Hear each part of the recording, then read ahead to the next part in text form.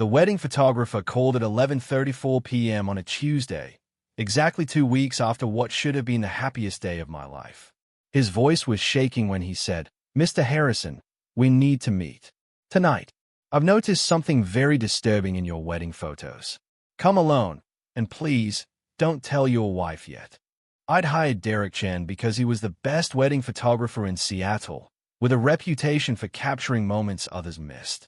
What he captured at my wedding made me realize I hadn't married the woman I thought I knew. And the person in the background of photo after photo? Someone who was supposed to be 2,000 miles away. Before I show you what those wedding photos revealed, tell me in the comments, where are you watching from, and have you ever discovered something that changed everything you thought you knew? Because what happened next turned my fairytale wedding into a criminal investigation. Saturday, October 7th. The Grand Botanical Conservatory in Seattle was everything my fiancée Melissa had dreamed about. Afternoon light filtered through the glass ceiling, illuminating white roses and orchids that must have cost a fortune. 300 guests, a string quartet, and a ceremony that Martha Stewart herself would have approved of. At 32 years old, I'd finally found everything I'd been looking for. Melissa Thornton was perfect, Yale-educated, director of marketing at a tech startup, beautiful in a way that made people stop and stare. We'd met 2 years ago at a charity gala for children's literacy. She'd quoted Hemingway while discussing book donations, and I was completely captivated. I'm a patent attorney at one of Seattle's top firms. Between her career and mine, we were the definition of a power couple. The engagement had been featured in Seattle Magazine. Our wedding registry at Nordstrom had over $50,000 worth of items. Everything was perfect. "You may kiss the bride," the officiant announced. I lifted Melissa's veil and kissed my wife for the first time. The applause was deafening. My mother was crying in the front row. Melissa's father, Richard Thornton, a venture capitalist worth an estimated $80 million, beamed with pride. "I love you, Mrs. Harrison," I whispered. "I love you too," she whispered back. "Now let's party." The reception was everything we'd planned. Derek Chen and his assistant photographer moved through the crowd like ghosts, capturing every moment. Speeches, first dance, cake cutting, bouquet toss. Everything was documented. Around 10 p.m., Melissa and I said our goodbyes and headed to the Four Seasons. Our flight to Bora Bora left at 6 a.m. the next morning. 2 weeks in an overwater bungalow, completely disconnected from the world. The honeymoon was paradise.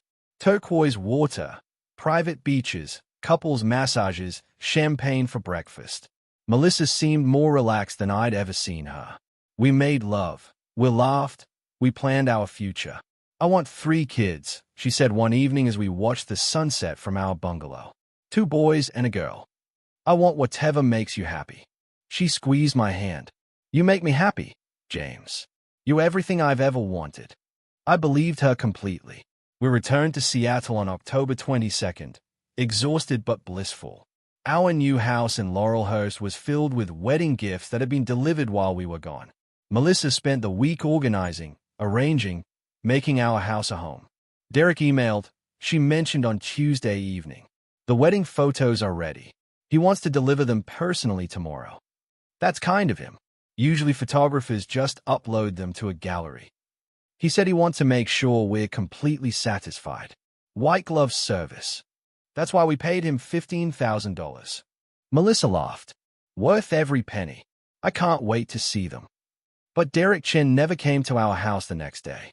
Instead, he called my office at 11:34 p.m. on Tuesday night, and his voice had the quality of someone who'd seen a ghost. "Mr. Harrison, this is Derek Chen, your wedding photographer." "Derek, hi. Is everything okay? It's almost midnight. I need to meet with you. Tonight. Can you come to my studio?" "Tonight. Derek, I have court in the morning. Can this wait?" "No." His voice was firm, urgent.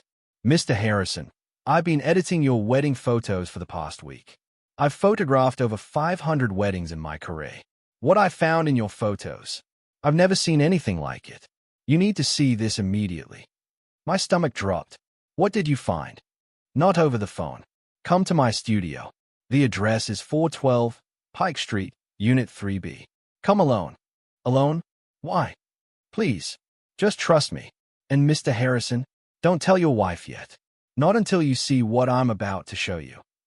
He hung up. I sat at my desk in the dark office, my mind racing. What could possibly be so disturbing that a photographer needed to call me at midnight? A wardrobe malfunction? An embarrassing moment caught on camera? But the tone of his voice suggested something far worse. I grabbed my coat and headed out.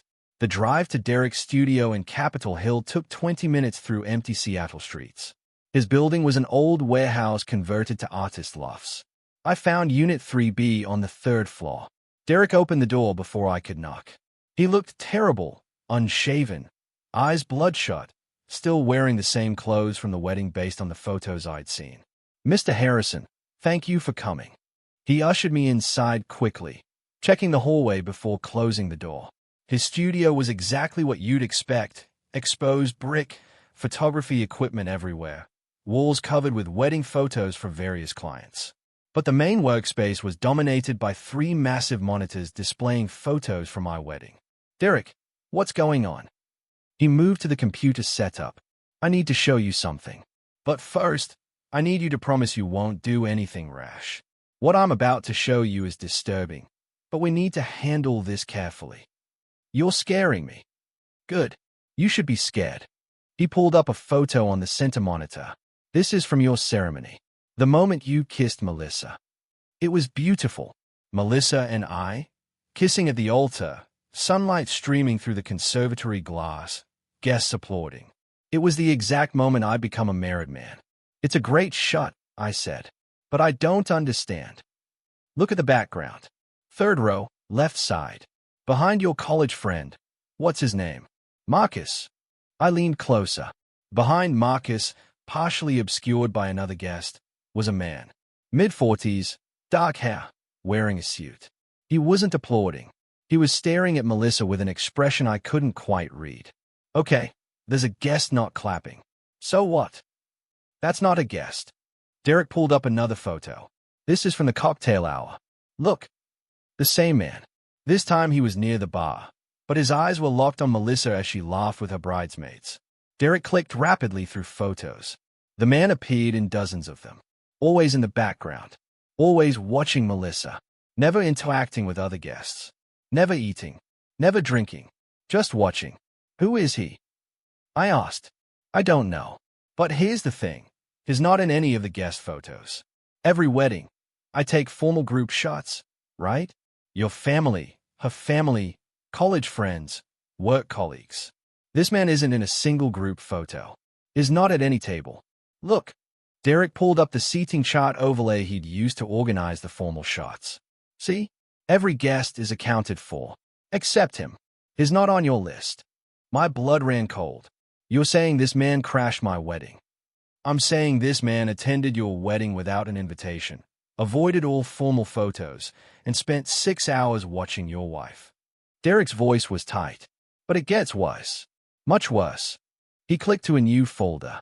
"These are from the reception. The dancing, the toast, the cake cutting. More photos of the mystery man. Always watching. Always focused on Melissa. Okay, this is creepy. But, Mr. Harrison, look at your wife." Derek zoomed in on a photo from the father-daughter dance. Melissa was in Richard Thornton's arms, smiling at the camera. But in the background, barely visible, she was making eye contact with the mystery man. "That could be coincidental," I protested. Derek pulled up another photo. Melissa at the bar, laughing with her maid of honor. But her eyes weren't on her friend. They were locked on the mystery man across the room. And another. This time, Melissa touching her earring, a subtle gesture. 3 photos later, the mystery man was adjusting his tie. The same gesture. "They are signaling each other," Derek said quietly. "I've photographed enough affairs, enough cheating spouses, to recognize the signs. Your wife knew this man was there. She wanted him there." I felt like I'd been punched in the stomach. "That's impossible. Melissa wouldn't." "There's more." Derek pulled up photos from earlier in the day. "These are from the getting ready shots. Your wife's suite at the venue. Melissa in her wedding dress, her bridesmaids fussing with the train. Beautiful, joyful photos." But Derek zoomed into the background, to a phone sitting on the vanity table. Look at the screen. Even zoomed in, I could make out the text message displayed. Can't wait to see you. Don't worry, I'll stay invisible. That could be from anyone, I said desperately. A guest running late. Derek pulled up the next photo in the sequence. Melissa was holding the phone, reading the message.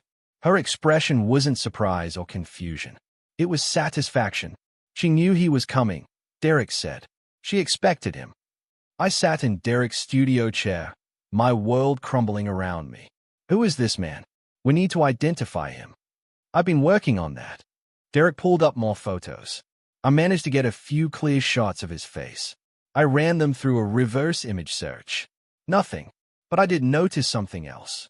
He zoomed in on the man's left hand. No wedding ring, but there's a tan line where one used to be. Recent removal, maybe a few months ago. How do you know this stuff? I minored in forensic photography before switching to weddings. Old habits. He clicked to another photo. And look at this. His suit is expensive. I'd guess $3,000 minimum. Custom tailored. Italian leather shoes. Rolex watch. This man has money. Melissa's family has money, I said. Maybe he's one of her father's business associates. Then why isn't he on the guest list? Why is he hiding? Good question. Derek pulled up a photo from the bouquet toss. And there's this.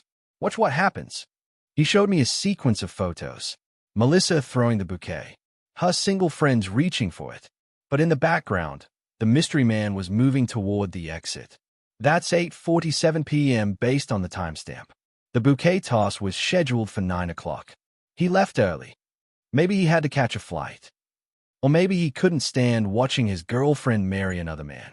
The word hit me like a freight train. Girlfriend. You think Melissa is having an affair? I think your wife invited her lover to your wedding, Derek said bluntly. I think she wanted him there, watching, as she married you. And I think there's a reason for that. What reason? That's what we need to find out. I pulled out my phone.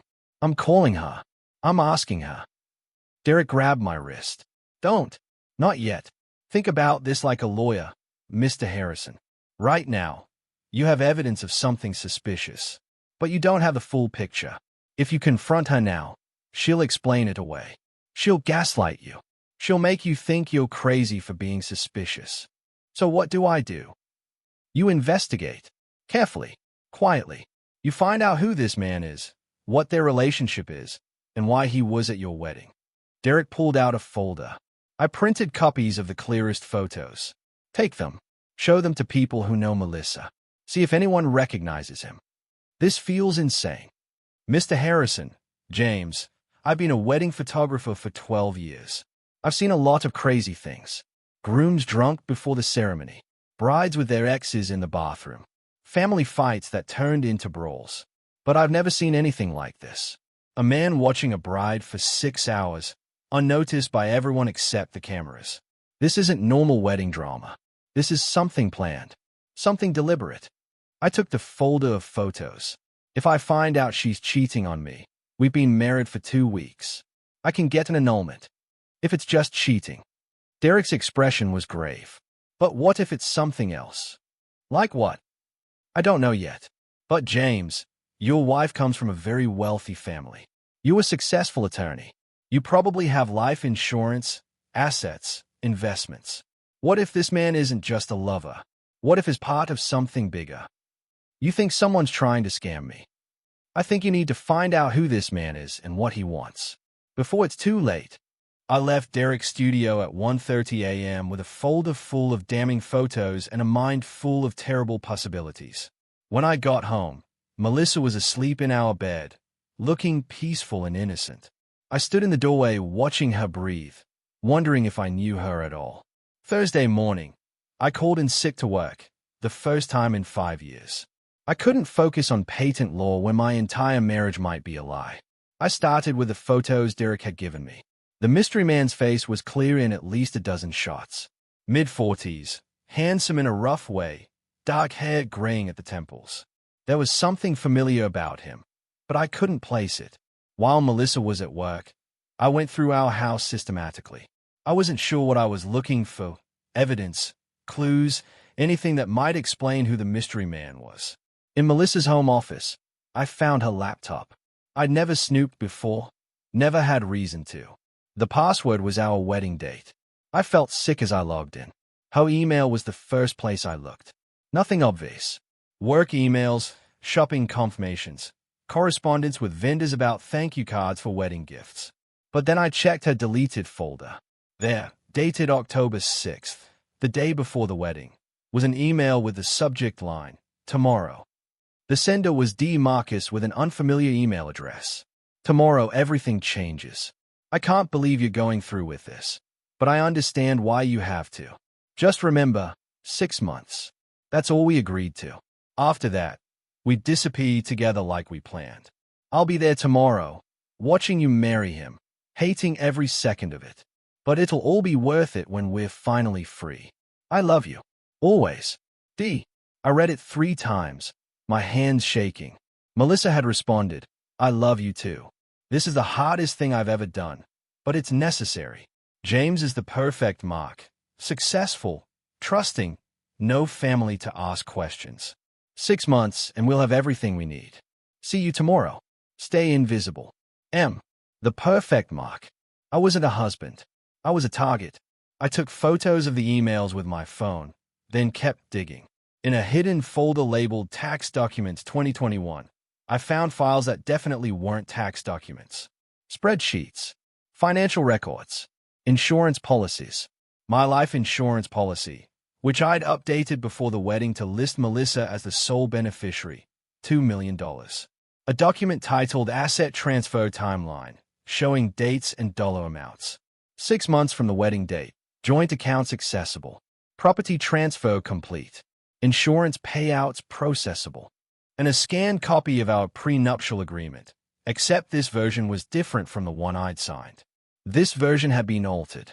Clauses about infidelity had been removed. Financial penalties had been changed. This version heavily favored Melissa in case of my death. I pulled out the actual prenup from my safe. Different. Someone had created a fake version. My phone rang. My best friend Connor, calling from Portland where he worked as a private investigator. "Connor, thank God. I need your help." "What's wrong? You sound terrible." I explained everything. The wedding photographer's call, the mystery man, the emails, the financial documents. Connor was silent for a long moment. "Send me the clearest photo of this guy. I'll run him through my databases." I sent the photo Derek had given me, the mystery man's face in perfect focus. 15 minutes later, Connor called back. "James, you need to sit down." "I'm already sitting." "Your mystery man is named David Marcus, age 47, and James has done this before." "Done what before?" "Merit fraud, insurance scams. David Marcus has been connected to at least 3 wealthy women in the past 10 years. All married men who died under suspicious circumstances within a year of the wedding. Car accidents, home invasions, accidental falls. Their widows collected life insurance payouts, sold assets, and disappeared. 2 of them were never found. One was eventually tracked down in Argentina with a man matching David Marcus's description. I felt like I was going to vomit. "You're saying Melissa is planning to kill me?" "I'm saying your wife is part of a marriage fraud ring. They find wealthy targets, romance them, marry them, and then orchestrate accidents to collect insurance money. James, you're not a husband. You're a Mark worth $2 million plus whatever assets you have. How long have they been planning this?" "Based on the pattern, probably since the day she met you. The whole relationship has been a setup." Connor drove up from Portland that afternoon. We met at a hotel near SeaTac Airport, away from anywhere Melissa might accidentally see us. He brought files, thick folders full of information about David Marcus and his operation.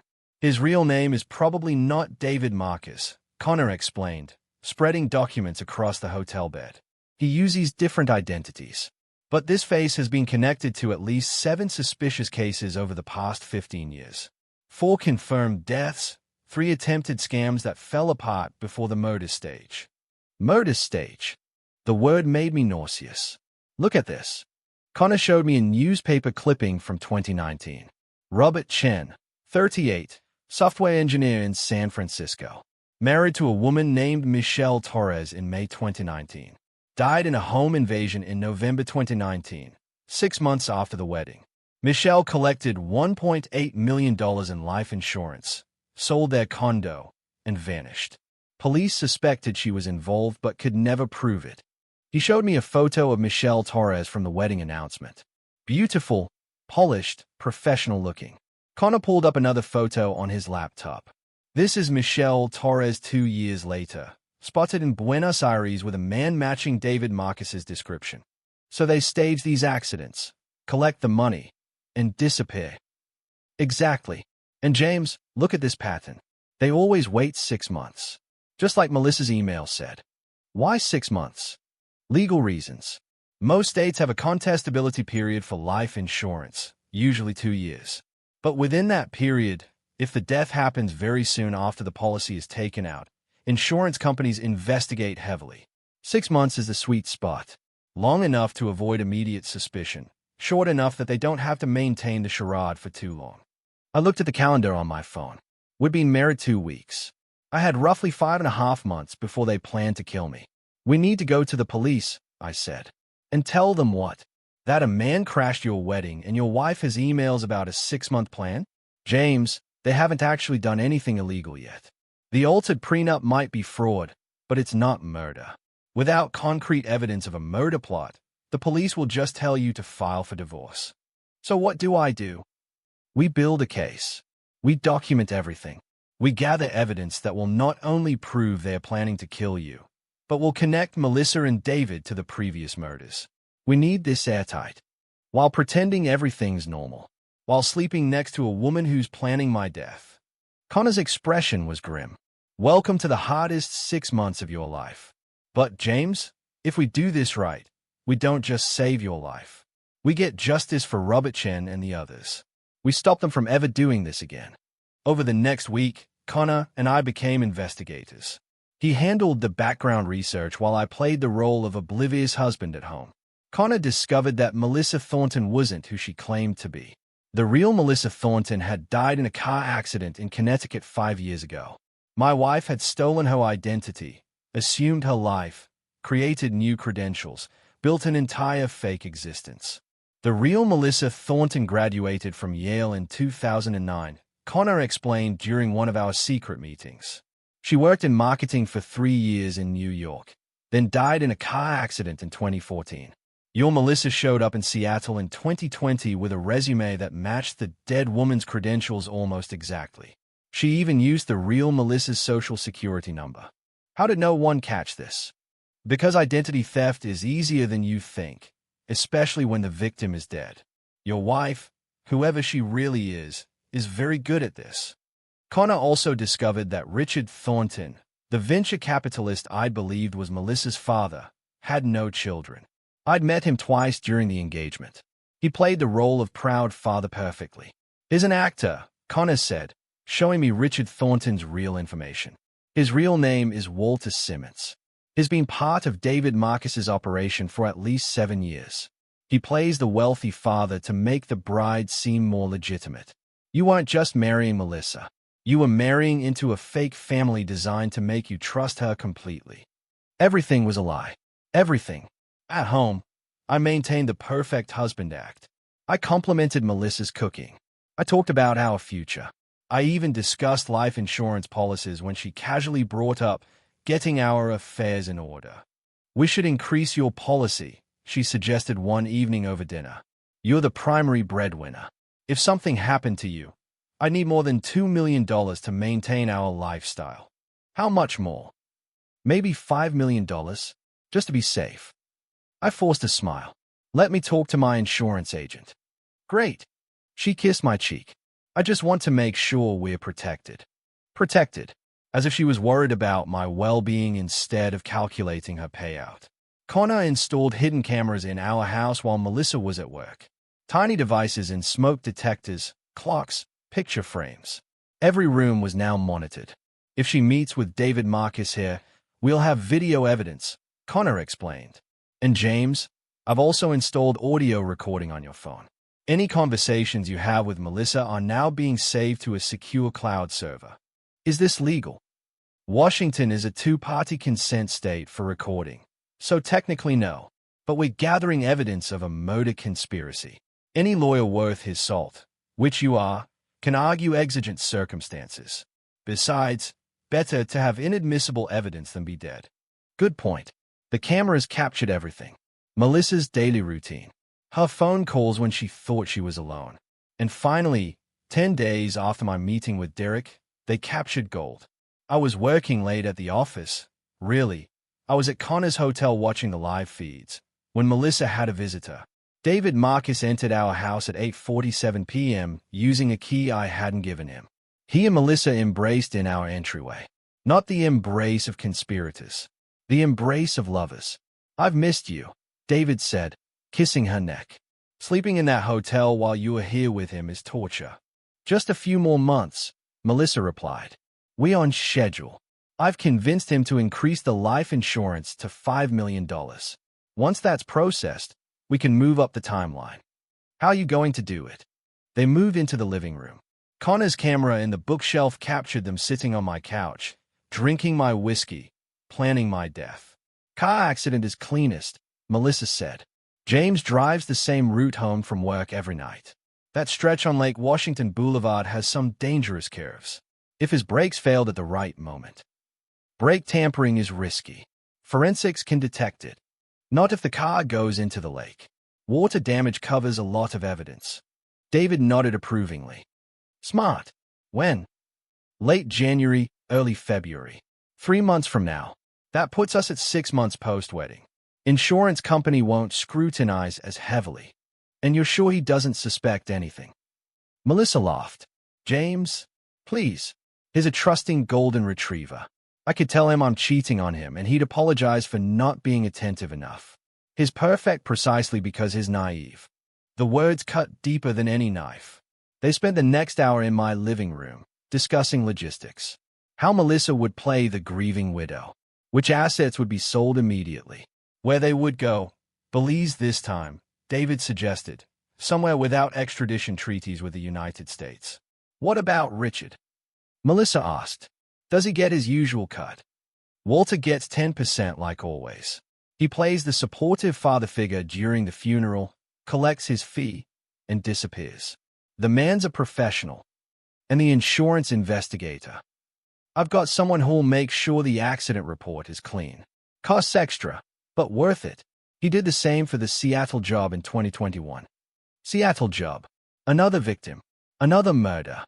After David left at 10:15 p.m., Melissa sat alone in the living room for a long moment.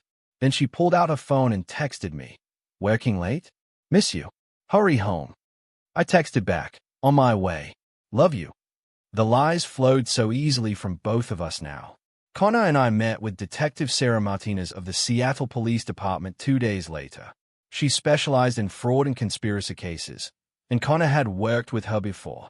"This is extraordinary," Detective Martinez said, reviewing the evidence we'd compiled. Video of them discussing murder. Financial records showing a pattern. Documents proving identity theft. "Mr. Harrison, you've built a prosecutor's dream case. So you'll arrest them?" "Not yet. Right now, we have conspiracy to commit murder, but they haven't actually attempted the murder yet. If we arrest them now, a good defense attorney could argue they were just fantasizing, that they never intended to follow through. They are planning to tamper with my brakes. Allegedly planning. In the video, they discuss it, but they don't do it. We need to catch them in the act." Detective Martinez leaned forward. "Here's what I propose. We let them proceed with their plan, but we control every variable. We ensure you're never actually in danger while gathering enough evidence to not only convict them of conspiracy, but to connect them to the previous murders. You want me to be bait.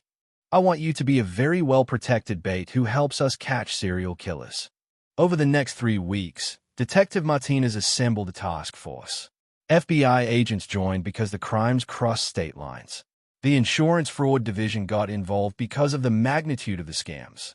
And investigators from San Francisco, Portland, and Denver started reviewing cold cases that might be connected to David Marcus. At home, I played my role perfectly. I increased my life insurance to $5 million, just as Melissa wanted. I maintained my routine, driving the same route home every night. I talked about our future, our plans to start a family, our retirement dreams. And every night, I slept next to a woman who was counting down days until my death. The cameras captured 3 more meetings between Melissa and David. They discussed brake lines, accident locations, and funeral arrangements. Melissa even started planning her widow wardrobe, black dresses that would look appropriately mournful while still being attractive for her next target. "You know what's funny?" she said to David during one meeting. "Jamesy's mother sent me a text today saying how happy she is that her son found such a wonderful woman. She thinks I'm going to give her grandchildren. It's almost sad how much they all trust me." "That's what makes you good at this," David replied. "You sell the fantasy better than anyone I've worked with. I learned from the best." She kissed him. "After this one, maybe we retire. $5 million plus asset sales. We're looking at $7 million minimum. Add in what we already have from previous jobs, we could live comfortably without working again." "One more after this," David suggested. "Make it an even $10 million, then we're done." They were already planning their next victim while I was still alive. December arrived. The weather turned cold and rainy. Perfect conditions for a car accident. Melissa mentioned to me one evening. "Be careful driving, honey," she said, touching my arm with fake concern. "The roads are so slippery this time of year. I worry about you." "I'm always careful," I assured her. "I know, but still, promise me you'll be extra cautious. I couldn't bear it if something happened to you." The performance was Oscar-worthy. January 15th. 4 months and 1 week after my wedding. Detective Martinez called with news. David Marcus purchased brake fluid and line-cutting tools from an auto shop in Tacoma yesterday. He paid cash, but we have him on security camera. He's moving forward with the plan. When? Based on the surveillance, we think he'll tamper with your car within the next week. We've placed tracking devices on both your vehicle and his. The moment he approaches your car, we'll know. What if something goes wrong? What if I actually crash? You won't be driving your car. We've arranged for an identical vehicle, same make, model, color, license plate. Starting tomorrow, you'll drive the replacement vehicle. Your actual car will be in a secure lot under surveillance. When David tampers with it, we'll have him on camera, and the vehicle will be controlled by our stunt driver. Stunt driver. Former military, trained in tactical driving. He'll drive your car along your usual route with David watching. When the brakes fail, he'll execute a controlled crash that looks dramatic but is completely safe. David will think his plan worked, Melissa will believe you dead, and that's when we move in. My heart was pounding. This sounds insane. This is the only way to catch them in the act with no risk to you. Trust me, Mr. Harrison. We've done operations like this before. January 18th. I drove my replacement car to work, same as always. Melissa kissed me goodbye at the door. "Love you," she said. "Drive safe. Always. Love you too." The words were poison now. At work, I sat in my office unable to focus. Detective Martinez texted updates throughout the day. 11:47 a.m. David Marcus spotted entering parking garage of your building. 12:03 p.m. David Marcus accessing your vehicle. Officers observing from cover. 12:19 p.m. David Marcus has tampered with brake lines. Evidence captured on camera. Is leaving now. It was really happening. They were really trying to kill me. That evening, I followed the plan. I left work at 5:30 p.m. as usual. But instead of driving my car, I was picked up by an undercover officer. My replacement car was driven by the stunt driver, a man named Jack who looked nothing like me but was wearing my clothes. I sat in a surveillance van with Detective Martinez, Connor, and a team of agents, watching multiple camera feeds. Target vehicle is en route, someone reported. David Marcus is in position on Lake Washington Boulevard, watching from a coffee shop parking lot. Melissa Harrison just texted the target phone, another officer said. Message reads, "Running errands. See you at home for dinner. Love you." She wanted an alibi. While I died, she'd be grocery shopping with receipts to prove it. On the screen, I watched my car, driven by Jack, proceed along Lake Washington Boulevard, the route I took every day. The road with dangerous curves overlooking the water. Approaching critical time. Jack's voice came through the radio. Applying brakes. No response. Brake failure confirmed. He was a professional. The car swerved dramatically, exactly as a panicked driver would react. It crashed through the guardrail, the front end hanging over the embankment above the lake. But Jack had engaged the emergency brake at the last second. The car stopped, stuck but not falling. "Officer down. Officer needs assistance." Jack shouted through the radio, playing his role perfectly. Other drivers stopped. 911 was called. Within minutes, first responders arrived. Detective Martinez smiled grimly. And now we see how they react. David Marcus left the coffee shop and drove away calmly. No panic, no concern. He'd watched my accident and left satisfied. Melissa's phone rang. The 911 call informing her that her husband had been in a serious accident. On the audio feed, we heard her performance. "What? Oh my God. No. Is he okay? Which hospital? I'm coming right now." Perfect panic. Perfect Faye. She practiced this. She called David immediately. "It happened. The accident happened. They're saying he's critical. I need to get to the hospital." "Go. Play the worried wife. I'll meet you later at the safe house." "Is he dead?" The car didn't go in the water, but the crash looked bad. Even if he survived, he's not going to be talking coherently for days. "We're good." Melissa arrived at Harborview Medical Center at 6:47 p.m. She'd changed into darker clothes, removed her makeup to look distressed, even mussed her hair. The performance continued. "Where's my husband? James Harrison. He was in a car accident. Please, I need to see him." A police officer intercepted her. Detective Martinez in plainclothes. "Mrs. Harrison, I'm Detective Martinez. I need to speak with you about your husband's accident." "Is he alive? Please tell me he's alive." "Mrs. Harrison, your husband's vehicle experienced complete brake failure. We're investigating how that happened. When was the last time he had the car serviced?" I don't know. A few weeks ago. Maybe. Is he going to be okay?" "The doctors are with him now. But Mrs. Harrison, I need to ask you some questions. Is there anyone who might want to harm your husband?" Melissa's eyes widened. Genuine fear now, but not for me. Fear that she was already a suspect. "Harm him? What are you saying? It was an accident, wasn't it?" "We're exploring all possibilities. Your husband is a successful attorney. Has he received any threats? Had any conflicts with clients?" "No, nothing like that. James he's careful. Everyone likes him." Her voice broke convincingly. "Can I please see him?" "In a moment. First, I need to verify your whereabouts this afternoon." Routine procedure. "I was shopping. Grocery store. Target. The mall. I have receipts. I can show you. That will be helpful." While Detective Martinez questioned Melissa at the hospital, other officers executed simultaneous warrants. David Marcus's hotel room. The storage unit where they'd hidden equipment. Walter Simmons's apartment in Bellevue. They found everything.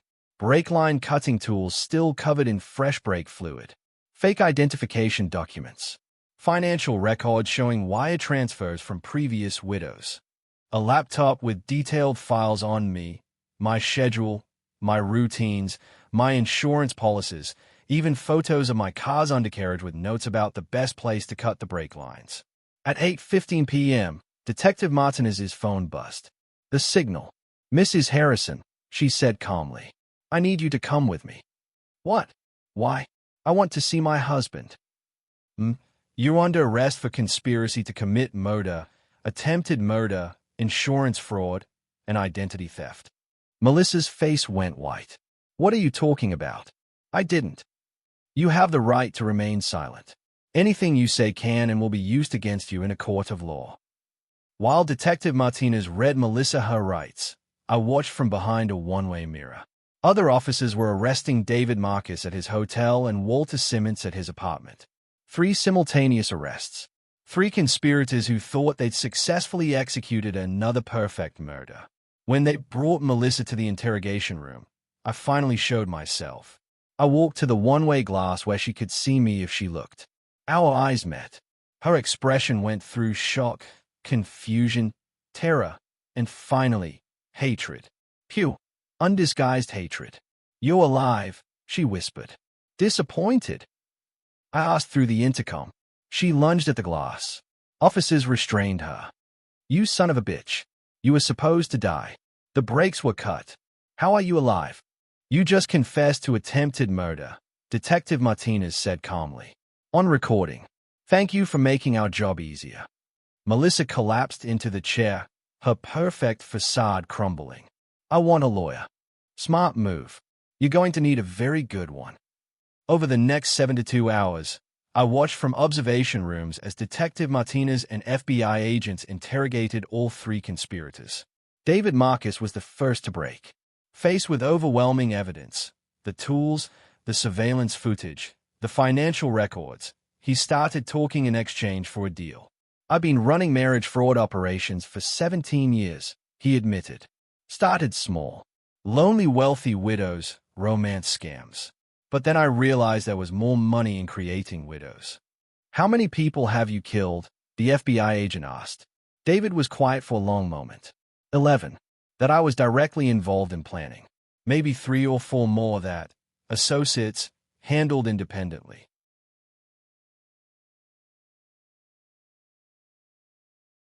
"11 murders.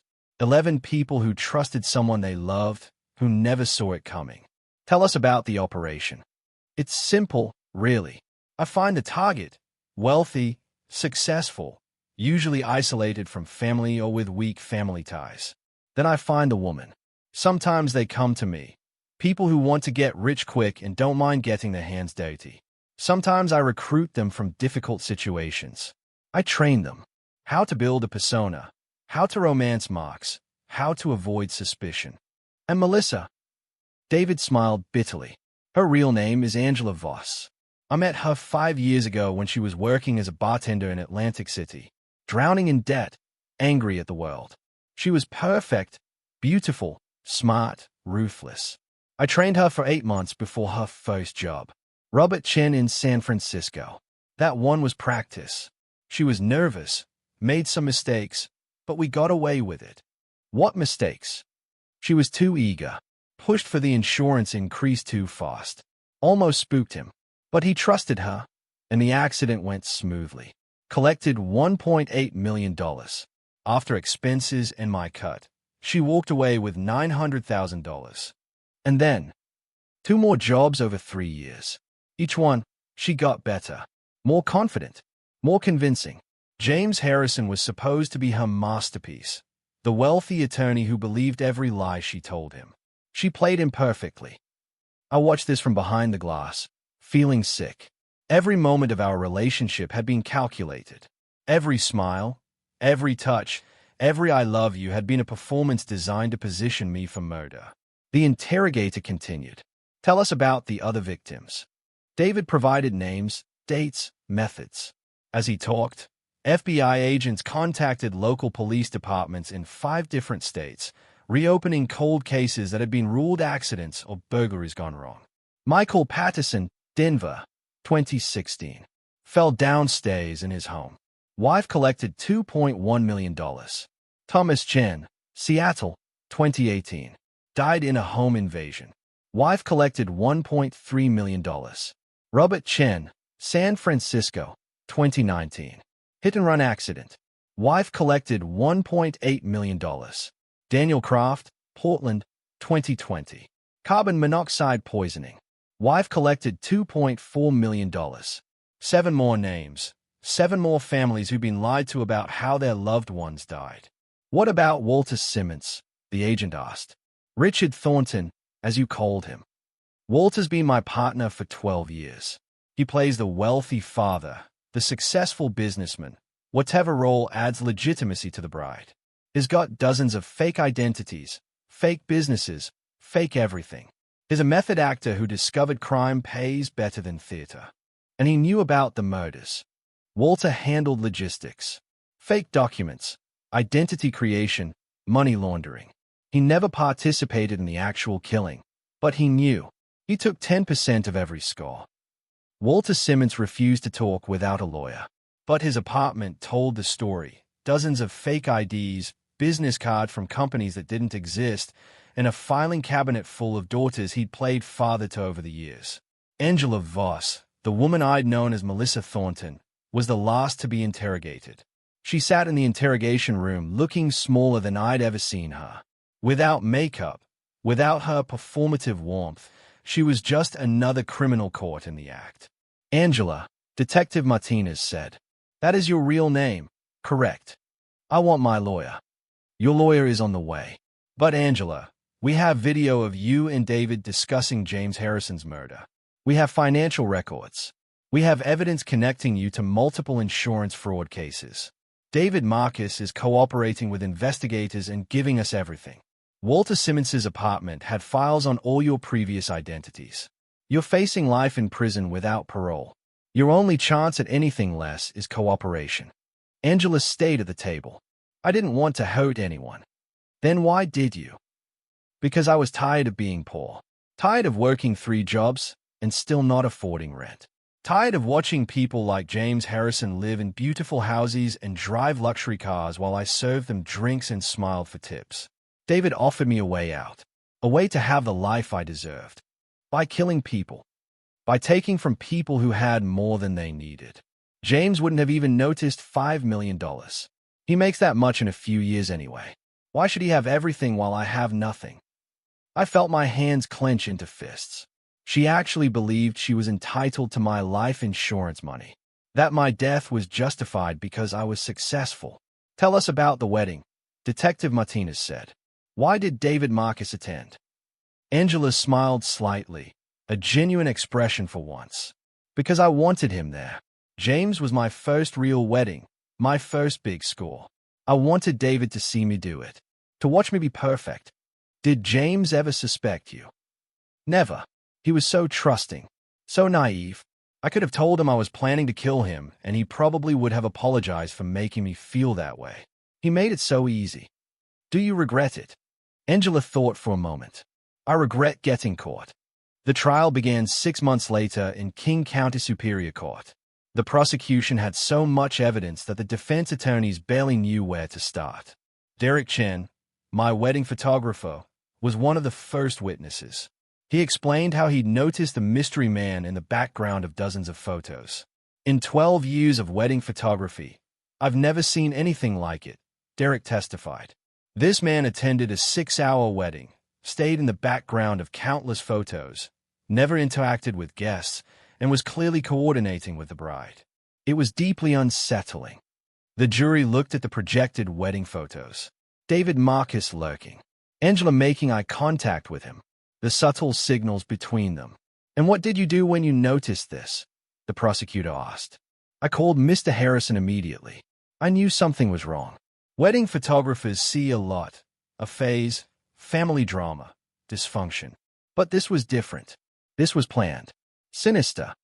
Connor testified about the investigation, the background research that connected David Marcus to multiple suspicious deaths. Detective Martinez testified about the surveillance operation, the video evidence of Angelo and David discussing my murder. The jury watched the footage. Angelo and David in my living room, drinking my whiskey, planning my brake line failure. The casual way they discussed drowning my car in Lake Washington. Angela's laugh when she called me a trusting golden retriever. Several jurors looked physically ill. The defense tried to argue entrapment, that police had encouraged Angela and David to proceed with a plan they never would have executed. The prosecution destroyed that argument with evidence of 11 previous murders. This was not a one-time lapse in judgment, the assistant district attorney argued. This was a 17-year criminal enterprise that killed at least 11 people and defrauded insurance companies of over $20 million. The defendants are serial killers who weaponize marriage. Family members of previous victims testified. Robert Chen's mother described her son as trusting and kind, someone who believed his wife loved him until the day a hit-and-run driver killed him. Daniel Croft's sister explained how the family never believed the carbon monoxide poisoning was accidental, but police had ruled it an accident and closed the case. "My brother was murdered," she said through tears. "And for 5 years, his killer walked free. If Mr. Harrison hadn't caught them, if he hadn't fought back, how many more families would be sitting where we are?" On day 12 of the trial, Angela took the stand in her own defense. Her lawyer had advised against it, but she insisted. "Mrs. Voss." "It's Miss Thornton," she interrupted. "I legally changed my name to the identity of a dead woman," the prosecutor noted. "Ms. Voss, you're charged with attempted murder, conspiracy to commit murder, insurance fraud, and identity theft. Do you deny these charges?" "I deny that I'm a bad person. I made choices based on my circumstances. Society failed me long before I failed society. Society failed you by not giving you enough money, so you decided to murder people. I decided to take what I deserved from people who had more than they needed." Did James Harrison deserve to die? Angela looked directly at me for the first time during the trial. "No, but he would have been fine without the money. Insurance companies would have paid out. He wasn't going to suffer financially in the afterlife." The courtroom gasped at the coldness of her response. "What about Robert Chen, Daniel Croft, the 11 other victims David Marcus testified about? Did they deserve to die?" "I was only involved in 3 cases. Robert, Daniel, and James. The others were before my time or after. So murdering 3 people is acceptable. I'm saying I did what I had to do to survive. By marrying men under false pretenses and staging their deaths. That's survival." Angela's lawyer tried to intervene, but she kept talking.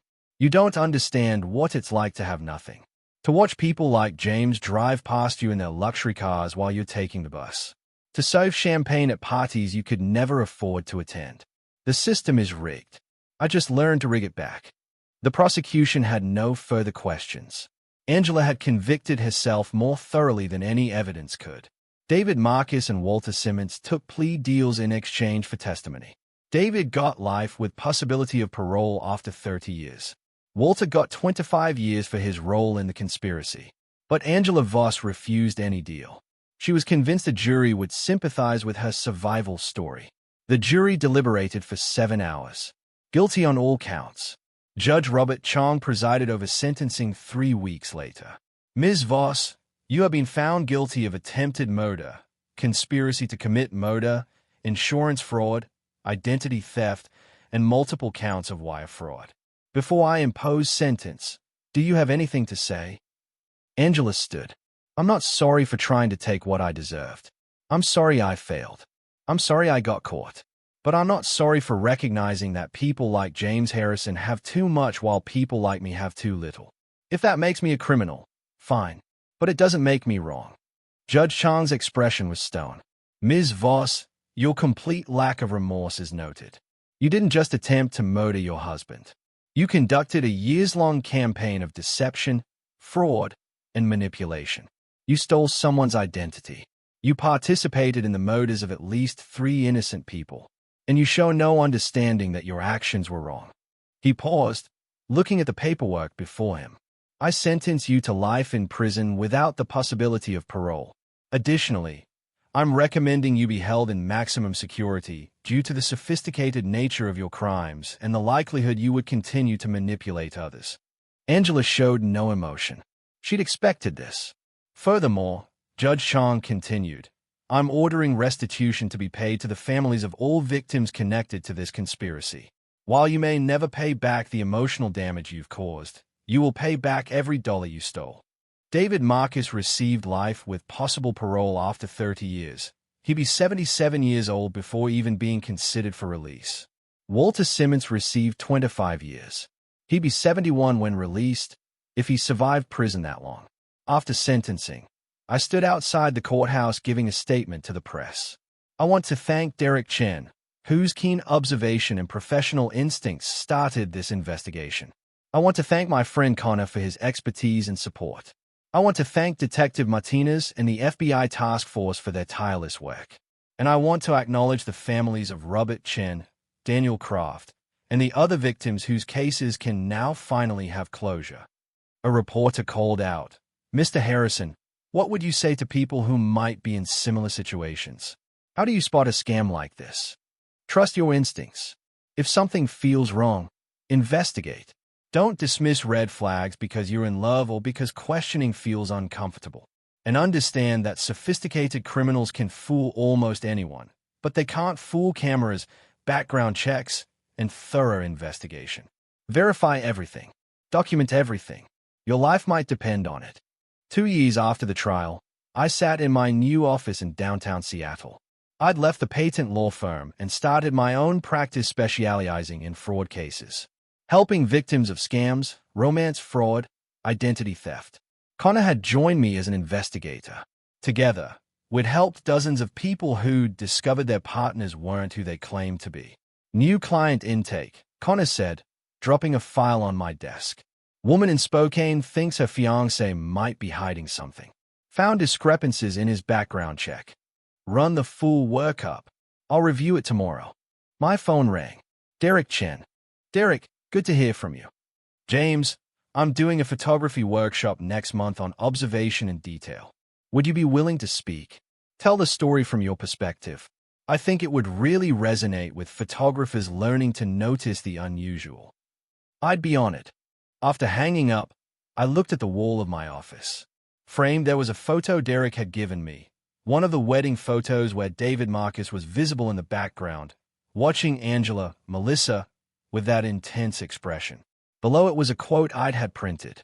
Pay attention. Document everything. Trust carefully. Your life might depend on it. I'd started dating again. Slowly, carefully. A woman named Rachel who worked as a veterinarian. She'd passed every background check, every verification. More importantly, she was patient with my trust issues, understanding about my past. You know what's weird? I told her on our third date. I feel like I need to apologize for being careful, for checking your background, for asking questions, for being paranoid. Don't apologize, she'd said. If someone tried to murder me, I'd be careful too. Caution isn't paranoia when you've actually been targeted. I'd been in therapy for 18 months, processing the betrayal, the trauma, the realization that 2 years of my life had been built on lies. The hardest part, I told my therapist, is that I still have good memories. Moments with Melissa that felt real. And knowing they were all performance, it makes me question my judgment about everything. Your judgment was fine, my therapist assured me. You trusted someone who presented themselves as trustworthy. That's normal human behavior. What's abnormal is someone capable of maintaining such an elaborate deception. The wedding photos sat in a box in my storage unit. I couldn't look at them. Every image was tainted by the knowledge of what was really happening. But I couldn't destroy them either. They were evidence, proof of how sophisticated fraud can be. Derek had offered to reshoot them, stage a fake wedding with actors, give me replacement photos that weren't contaminated by attempted murder. I'd declined.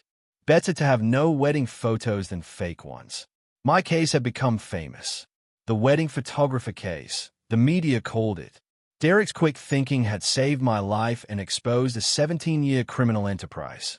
True crime podcasts covered it extensively. Documentary crews reached out asking for interviews. Law enforcement agencies used it as a training case for fraud investigation. But the most unexpected impact came from other victims. Within 6 months of the trial, 12 people contacted me saying they suspected their partners might be running similar scams. 3 of those cases turned out to be legitimate concerns. We helped stop them before anyone died.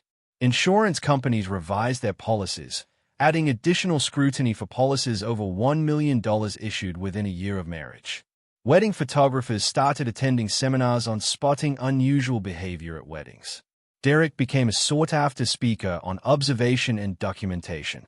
I never thought my photography would solve crimes, Derek told me over coffee one afternoon. I was just trying to capture beautiful moments. But now I realize, photographers see everything. We're in a unique position to notice things others miss. You saved my life, I reminded him. If you hadn't called me that night, if you'd just delivered the photos without mentioning the mystery man, I'd probably be dead. I almost didn't call. I thought maybe I was overreacting. Maybe the guy was just a guest I missed on the list. But something in my gut said this was wrong. Trust your gut. It's usually right. The families of David Marcus's other victims reached out to thank me. Robert Chen's mother sent a card. Thank you for catching the people who killed my son. I can finally have peace knowing the truth. Daniel Kraft's sister wrote, "For 5 years, I knew my brother didn't die accidentally. Everyone said I was paranoid, grieving irrationally. But you proved I was right. Thank you for validating my instincts and getting justice." Those letters were the hardest to read. My case had a happy ending. I survived. But 11 other people didn't. 11 families who lived with uncertainty until my investigation finally brought them answers. 3 years after the wedding that almost killed me, I was invited to speak at a conference for financial advisors and estate planners. The topic, protecting clients from marriage fraud. 200 professionals filled the hotel ballroom. I stood at the podium, looking at faces eager to learn how to protect their clients from what happened to me. My name is James Harrison, and 3 years ago, I married a woman who was planning to kill me for life insurance money. I'm here to share lessons that might save your clients' lives. I clicked to the first slide. Lesson 1. Background checks are not paranoid. They are prudent. Before my engagement, I should have done a comprehensive background check on Melissa Thornton. If I had, I would have discovered the real Melissa Thornton died in 2014. I would have found no employment history before 2020. I would have seen red flags everywhere. Next slide. Lesson 2. Meet the family. Really meet them. I met Melissa's father, Richard Thornton, twice, both times in restaurants for brief meals. I never went to his house. Never met other family members. Never verified his business credentials. If I had, I would have discovered Richard Thornton was actually Walter Simmons, an actor with a criminal record. Lesson 3. Be suspicious of rapid relationship progression. Melissa and I met, got engaged 8 months later, married 6 months after that. Looking back, she pushed every milestone. She initiated the engagement discussion. She wanted a quick wedding date. I thought she was just excited.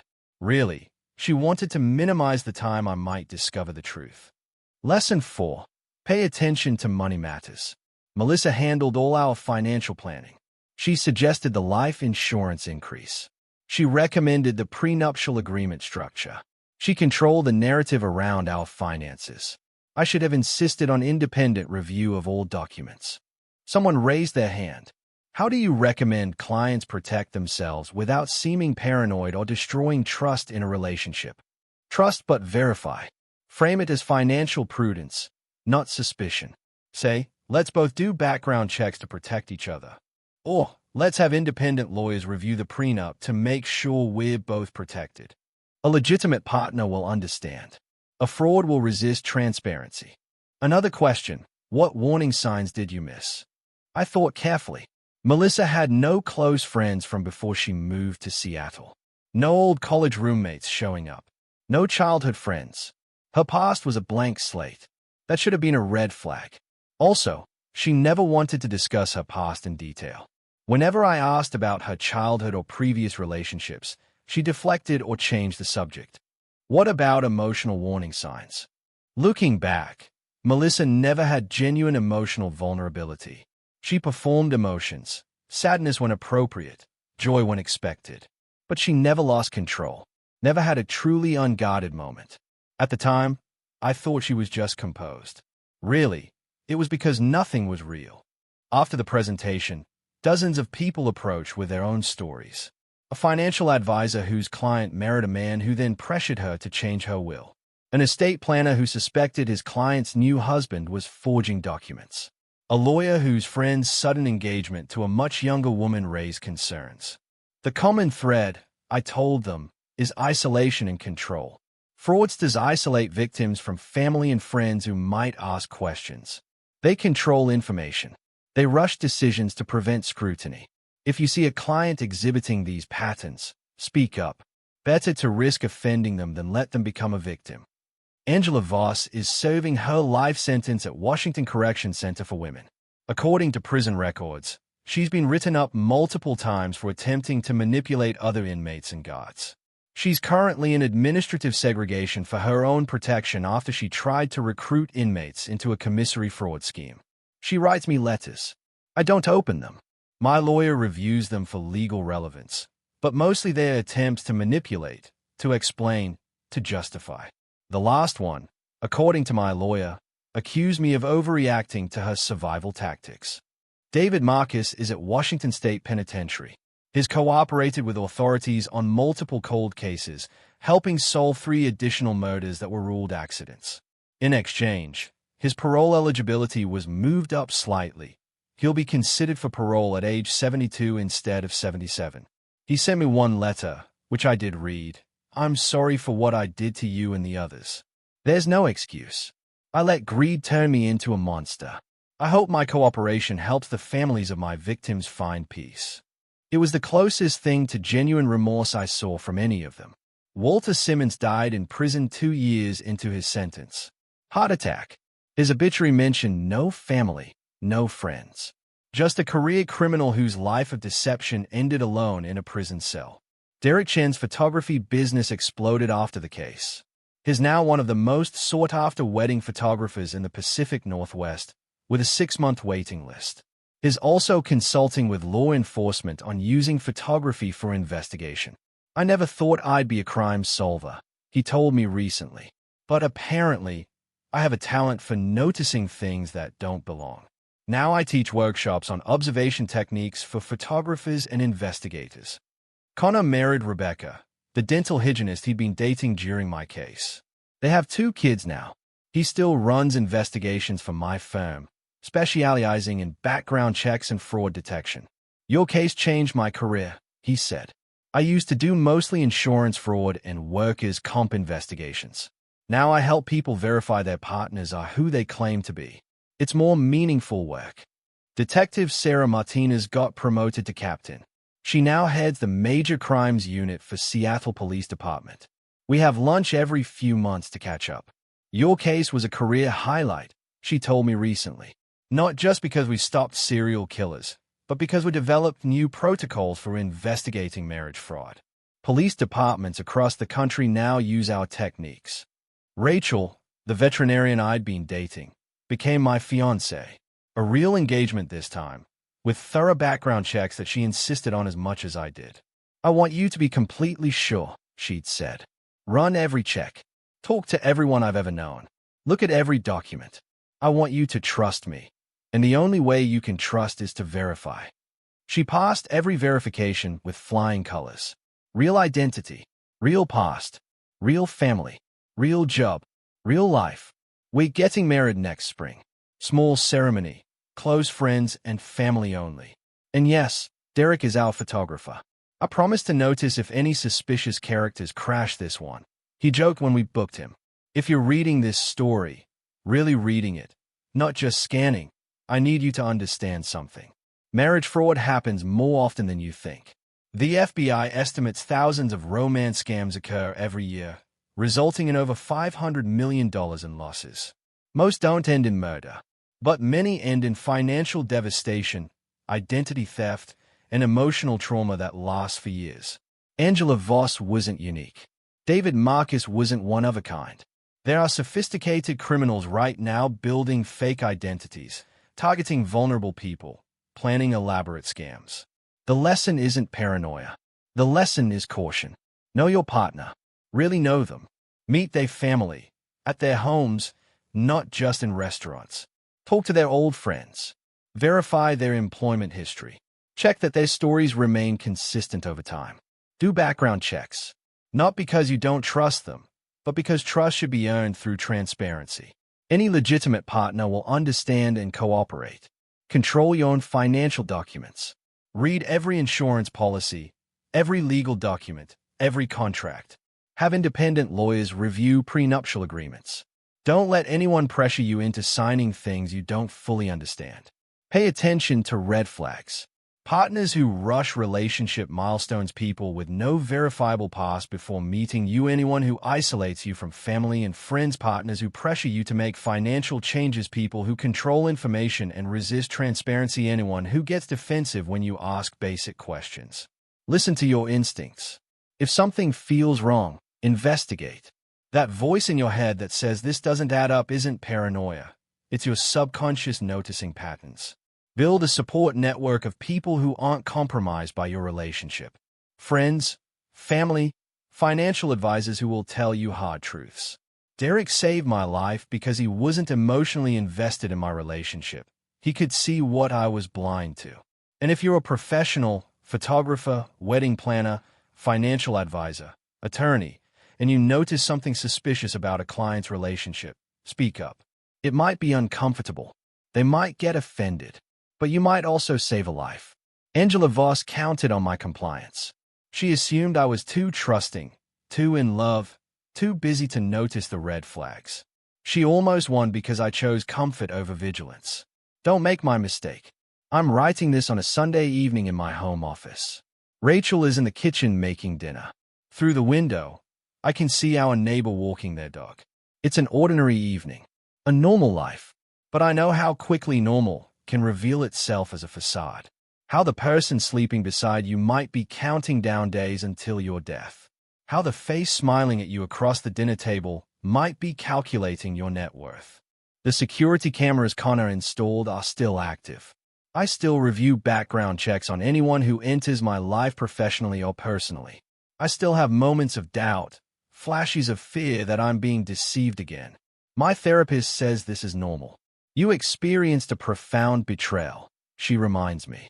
Your caution is your brain protecting you.